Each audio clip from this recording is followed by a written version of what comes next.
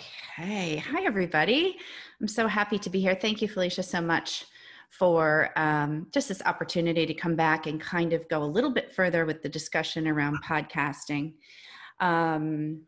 If you guys wouldn't mind just putting in the comments, and I don't think I'll be able to see it until I stop sharing the screen, but if you have a podcast or put a thumbs up or the name of your podcast in the chat box would be awesome. And if you did participate maybe or got a glimpse of the first workshop that I did, gosh, now it's been a while ago, go ahead and put that in the chat box too. That would be awesome. So I am Amy Schmidt, for those of you who may not know me, and I'm coming to you from Wisconsin, actually. I'm a Wisconsin girl, born and bred, and have the opportunity to spend my summers here in a place called Door County. So miss Connecticut, but I have 3 big kids, and we're all navigating all of this uncertainty under this roof. So I call it stolen time with my kids right now. I am a wife. I married my college sweetheart 27 years ago, believe it or not. And I have 3 big kids, 16, one's going to be a junior in high school. And then I have a 20-year-old and a 23-year-old. So kind of been through all sorts of things, you know, as a woman, mastering the art of reinvention, as I'm sure if everybody wants to put a little thumbs up in that chat box if you've all mastered the art of reinvention, you know, that's kind of what we do as women. So a little background on me, the year before I was turning 50, I decided that it was time to begin opening the dialogue about some of these topics we have at midlife as women, because there's so many commonalities. I've always had an entrepreneurial spirit. I started actually in broadcasting and journalism, where I started at 22, ready to set the world on fire. And then, of course, life takes a little different journey. I've been married, like I said, for 27 years, and we moved 11 times during that. During this past year, before I was turning 50, I decided that there was more for me to do. There was more things I wanted to do. I've always been a freelance writer. I've always been interested in connecting and, you know, having really good dialogue and conversations with others and inspiring others. So I decided to do a couple of things. And one was to put fear aside and launch a podcast. So that's where I am now. I'm over 50 episodes in. It's called Fearlessly Facing 50. It's kind of everywhere if you Google it. And I went ahead and put fear aside and started this podcast, learned it soup to nuts.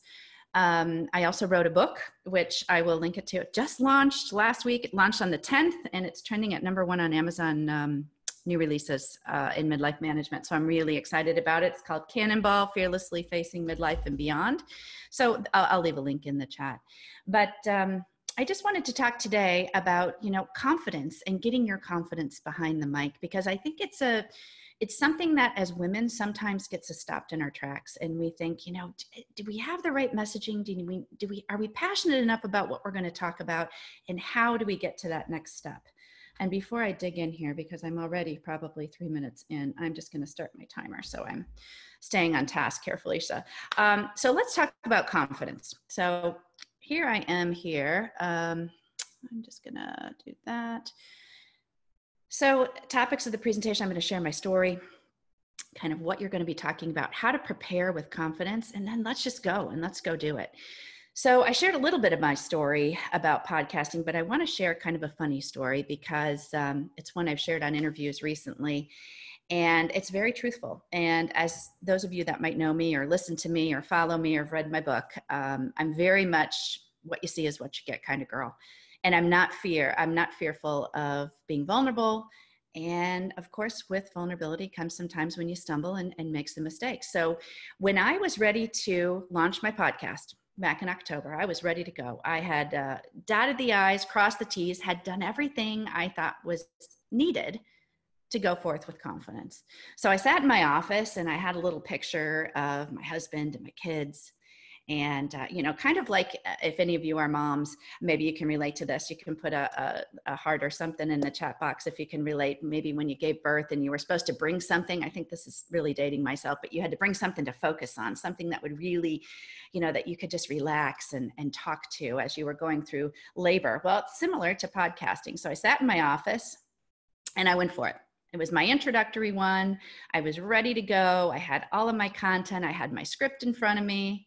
I got done, I sat back, and I looked to find the audio file, and I forgot to push record. So that's a true story.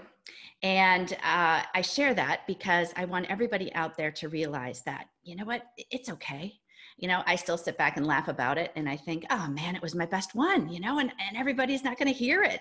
But of course it wasn't. And, you get better over time. And like I always say, I'm a work in progress. So the big takeaway from this presentation today is going to be just have the confidence to do it.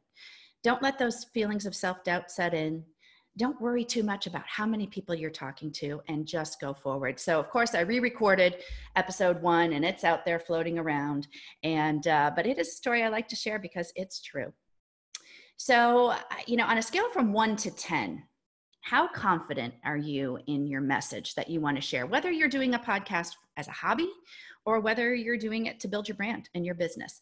If you don't mind sharing, if you're comfortable sharing, how confident are you in your messaging? And there's no right or wrong answers. And that's one thing we learn as midlife women. Nothing's graded on a curve, none of that nonsense. This is just think about it for a minute and think about how confident you are.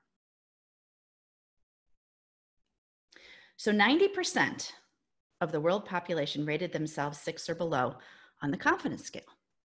I found that pretty interesting.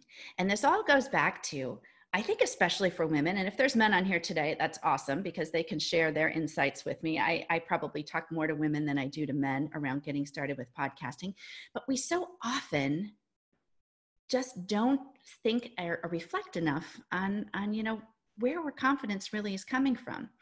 So one thing I do when I talk to people before they start their podcast, and I'll give you a little bit of a glimpse into the workshop that I'm going to be offering, but I do this with all of my presentations, all of my workshops.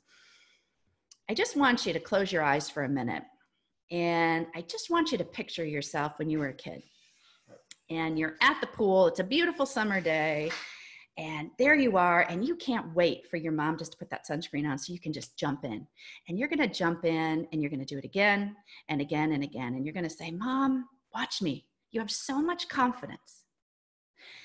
And now I want you to picture yourself with your eyes closed at whatever age you are. I'm at 50.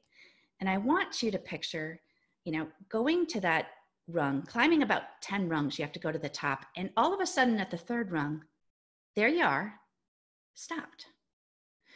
And you wonder what's stopping you at that point. Is it fear of procrastination?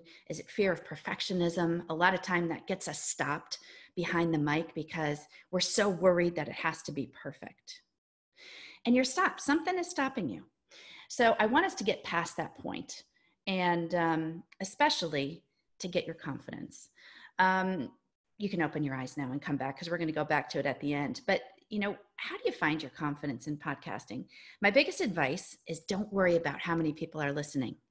And so many times that comes into people, when I get questions from people that I have in my workshops, and they say, oh, but how do I know who's listening? Podcasting, it's a marathon, not a sprint. I know Perry's on here, and I think she either has a podcast or is starting. And it's one thing I want you to remember. Don't worry about how many are listening, because those numbers are going to grow over time. And as you build more confidence as a host and in your content, that's what the people stay for. They stay for you. They stay for the host and for the content that you're giving. So let's talk about, one thing I talked about in my YouTube, I think it's on YouTube for HAYVN Halftime earlier in the summer, or in the spring actually, was talking about our why, because that's really where we need to dig in before we start any new venture, especially with podcasting. Determine your why and be confident about it. Find your niche. Mine, of course, is midlife women. And now it's a little bit broader than that, but that's really where my niche was. So if you go back and listen to that first one, we talk about kind of the basics of your why, your who, your what. So let's go a little bit further in this discussion today and go to those next steps. So if you're into that, if you've already got kind of your why and your who and your what, go ahead and put that in the chat box there. And also, if you already are at the point with your podcast where you're finding a host. So there's many podcast hosts out there. I'm not going to go into all of them today because it'll just make your head spin. But the host is actually, to define it, is where your audio file will be stored and distributed from. So your hosting platform is where every week or twice a week or every month, however, whatever your cadence is of releasing podcasts, will be stored and distributed from. That's how they're distributed to Apple and to Spotify. And now Pandora is opening because podcasts are exploding everywhere. Another thing I want you to think about before you actually launch and you actually push record on your first one is write your podcast description. This is simply your show summary. It really is, but it's important to have some good keywords in there. We get a little bit dig a little bit deeper in that into a workshop, but just peripherally today, write your podcast description, what you're going to be podcasting about. If you want to share that in the chat, that would be awesome. Gives me good information to kind of circle back to you and say, okay, this is cool. Let's talk a little bit more about what you're going to be talking about. And remember to be laser focused on those podcast descriptions. Make sure that you really, and what I always recommend to people before you launch, and you want to launch with confidence, is to really go ahead and do your market research. Look at what other keywords are in their descriptions, how you can set yourself apart from the other ones that might be in your category, which is the third bullet point on here, choosing your category. I don't want to confuse too many things today. If you're this far in your podcast journey, great, you know what I'm talking about with categories. But if you just go ahead and you go onto Apple Podcasts in your free time and you look at the different categories. For example, if you're going to be doing a nutrition podcast, I know Amy Kaiser, she's going to be presenting, I think, tomorrow for HAYVN Halftime. She participated in my podcast workshop, and she was going to be talking about nutrition. And she came up with a great title because one of the homework pieces we had was name your podcast. She said, well, and I hope if she's on here today, I give her a big round of applause because she did a great job and just so much confidence in getting everything together to launch. She wanted to say something like a spoonful of nutrition, something like that. And as she really started doing her market research, she saw that spoonful was used a lot. The word nutrition was used a lot. So we had to kind of navigate that and make it a little bit more laser focused and come up with a really good topic, a good title, and then of course, choosing her categories. Categories, for example, are things like self-improvement, mental health, education.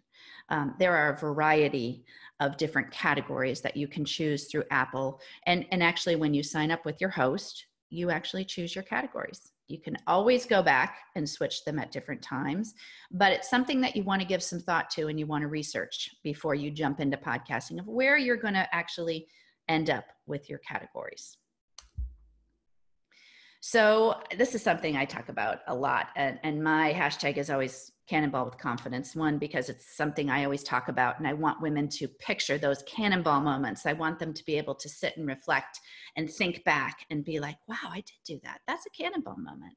But there are times when we feel like we are shouting and nobody's listening. I love that picture of the woman with the megaphone because so often, whether it's your kids, your husband, your friends, whatever, you want to get your message out there and you just don't know how to do it. Or you're stumbling over your words. Or you're thinking, I'm ready to record, but I'm not quite sure if I should script it all or if I shouldn't or how that all works. So one thing I talk about is confidence behind the mic is practicing. Practice makes perfect. Like I always tell people, practice it talking to your dog, talking to your husband when you're making dinner. Just practice your podcast intro, your outro, so you're just comfortable with it. And one thing I really like to talk about before you're ready to go and podcast with confidence is I want you to answer these two questions. So write these two questions down if you have a notebook. Who am I and where am I going? And, who am I? A lot of times women get asked that question, especially as a podcaster. Who are you? Oh, you can say, I'm a wife, I'm a mom, I was this, I was that. I want you to really come up with a really confident something that'll just roll off your tongue at your next dinner party or picnic or virtual event that you attend. When somebody says, what do you do? Who are you? I want you to really self-reflect on that and write it down. And once you have that written down, I want you to put it in your office or wherever you're going to be podcasting, bring it along with you to the studio at HAYVN and have it sitting there. So you just read that before you actually push record. And it's who am I? I'm good. I'm good at what I'm doing. I'm knowledgeable about what I'm doing. I'm passionate about what I'm doing. And this is where I see myself going. So I want you to do that. It's a little homework assignment. We dig a little bit deeper into it in the workshop, but I want you to give some time and really reflect on when someone says, what do you do? Answer that with confidence. This is another picture I've put up before in slides because one of the big parts of getting your confidence behind the mic and ready to go is, of course, developing your cover art. There are many, many talented graphic artists out there that can do that for you. You can do it yourself. I did it myself on a program called Canva, which I use for just about everything.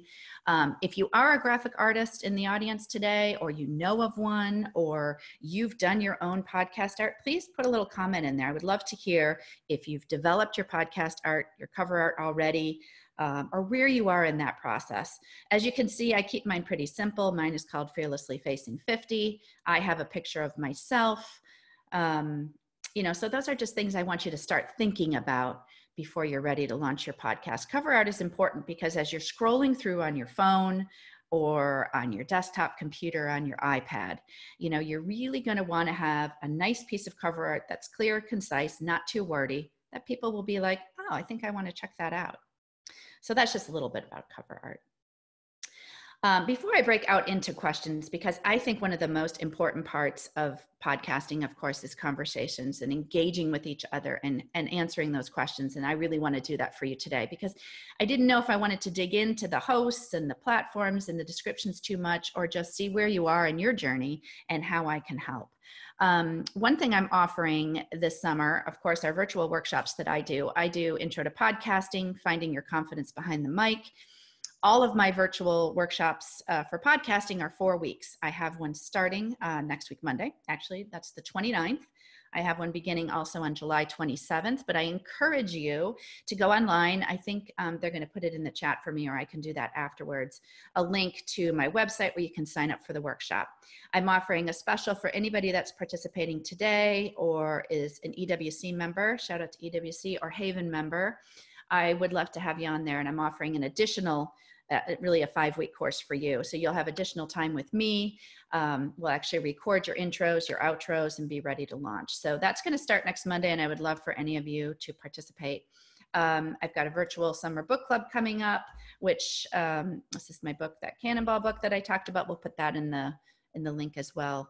And one thing I'm really excited about is this women's retreat that I'm scheduling for next spring. Podcasting will certainly be a part of that for sure. But if any of you have businesses and you're interested in kind of talking and getting the conversation talking about what that's going to involve, please just put it in the chat or follow up with me. I've got all of my socials on here. You can follow me just about anywhere. I've got a nice group on Facebook that talks about, you can share your business on there. It's a group of real engaging group of women. Cannonball, Making Your Splash with Confidence. So make sure you take a screenshot of that.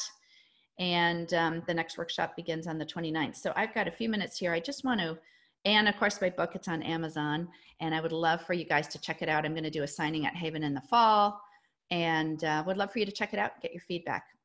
So I look forward to working together. There's my email. So I'm going to stop sharing for a moment and come back on because I would love to hear from you. I don't know, Felicia, what's the best way to do it? If you want to just, if we should scroll through the chat, or if you just want to take them, put them on so they can talk, unmute them. I would love to just really dig into some questions that you may have. I feel that's where I'm going to add the most value instead of just talking at you the whole time. So any questions you have would be great. And it's a small group, so you can, if whatever you feel comfortable, we have the chat open, or just ask the questions. I see one question on here from Wendy. Let's see. Oh yeah, Amy Kaiser, that's great. Let's go here to Anchor as my host. Let's see, Wendy. Okay, Anchor is great. I use something called Buzzsprout. I've always used Buzzsprout. I used it just because I did kind of a little bit of research, and I found that it was very easy to use. It was an easy host, and they would do a lot of the work for me, which was good because I'm not overly technologically savvy. Anchor was at a conference I went to, gosh, now it's been back in March, February, right before COVID. And they were there, and I talked to the Anchor people, and they're great as well. And the nice thing about the platforms is you can always change. I have to be honest, I use the $18 a month, I think it is, on Buzzsprout, and it supports me 100%. So cost-wise, depending on what you want to invest and how much you want to get involved with your platform host, I highly recommend Buzzsprout, but Anchor's probably about the same. Is that about the same cost? If you're out there, if you want to answer. So I would say any of those hosts are great. And what the platform hosts do for you are really take your audio file. You're going to go through a series of steps as you write your description and as you put your episode notes in there and all of your links. They're going to take all of that work for you and get it out into that podcast universe. So Anchor does very similar things to Buzzsprout. Libsyn's another one. Blueberry's one. Gosh, there's so many now, but I think all of them are great. So I haven't heard anything negative at all about Anchor. So I would support them as well. I'm kind of curious what some of your favorite podcasts actually are. And what have you looked at as good models? Yeah, great question. Brene Brown is one of my absolute favorites. I mean, she's just one of my favorites anyway. She has a new podcast that's just fantastic. And it kind of goes along with the theme of empowering women and empowering people in general. So I definitely did some research and I listen to Brene every week because I love her format. One thing that you'll find as you get further along in your journey, you may end up getting some podcast sponsors. I love my sponsors. I think they're fabulous, but I am very specific about having them align with my mission. Brene Brown does a fantastic job. If you happen to listen to her latest podcast episode, one that's a really great one. Gosh, how many weeks ago was it? It was with Alicia Keys and it was fantastic, but she opens her podcast. That one, she's sponsored by Audible. And the way you listen to it is just so nice because it just sounds like a conversation that she's having instead of a commercial for Audible. So it's something to consider as you go along. So, Brene Brown, I love just because of her format. It's very interactive as far as the interview and informative. She keeps them, she's about an hour actually. So it's a little bit longer than most, but she's one of my favorites. Armchair, another one with Dax Shepard, I like just because it's comical. I like some of the criminal ones that are fun to listen to on road trips or if you're out walking the dog or taking a walk. There's some great ones out there, but my favorite is Brene's. I find a lot of value in the time spent listening to her. Okay, I think there's another question here from Ann Lindsay. Is there a way to track your business you generate from your podcasts? Yeah, that's a good question. We can talk about that in two ways, actually. Monetization for podcasting comes, that's also just a marathon, not a sprint. Now, of course, through sponsors, I can track, actually for them, I can actually go and look at my SEO and a few other things. So for example, Genev is a women's health company that I work, in conjunction with. They're one of my sponsors. So we do lots of things together where, for example, I'll do a webinar for her and she'll promote the book. And then I can kind of track how many books I sell from that. So there's different ways of kind of tracking how much business you're getting from your podcast. It really depends. For me, I have a couple of different products out there that I sell, and I'll give a little incentive to my listeners, for example, to say, hey, if you write a review on Apple, or if you write a comment or do something on my blog, I can see then and kind of tie it to my Tell Me Something Good jar that I sell, and I can see that. I can track that and see how many. I have a really great website designer that does all the back end of my website, and she tracks a lot of that for me. So that's kind of how it is. I mean, my business is generated through my presentations, my workshops, my book sales, that type of thing. So a lot of times when I do something like this, I'm speaking to a big women's organization next week. And then, I'm doing a special book club with them. So I generate some business from book sales through that. So in terms of all of the media that you're involved in, how do you prioritize your time? And how is that kind of evolved? Because it sounds like you have a book published and you're very involved in podcasting, and you have a website also, I assume, and a blog. Yeah. It's a really great question. Yeah, I love that question because podcasting is, it can be a full-time job in a lot of ways. A lot of people are doing it as a full-time job. It's not a full-time job for me, but I'm almost to that point. I really have to manage my time well when it comes to podcasting. And I really set goals for myself that said, before I even launched, how much can I actually put into this time-wise for researching the guests, for researching the topic, for getting the guests online. There's a lot of back and forth that has to, before you have a guest on. When I had somebody like Kim Douglas, who's going to be on in the next couple of weeks, I had to go back and forth with her PR group. And that all takes time. I drop my podcast once a week. I have backfilled a lot because I knew that this book was coming out, even though it was going to be virtual. I knew I was launching in June. So I have episodes now in the queue that are through October. I drop my episodes every Friday, but I will say that when I was doing all the editing myself, I could spend anywhere from 20 minutes to over an hour editing podcasts, which is very time consuming. So you have to consider all of that. So for me, now that I'm this much farther in my journey, I'm able to outsource some of that. So some of the editing I have help with now. But as far as how much time I actually spend every week, I really break it down to one specific day that I record now for podcasting and one specific day that I kind of edit and do my market research for other guests because I have so many other things going on. So it's just however you can manage your time and however you can best manage that for yourself. A couple of the women that recently participated in one of my podcast workshops, they were launching a new business and they really felt like they really wanted to do it to grow their business, but for consistency wise and for building that trust with their listeners, they could only do every other week.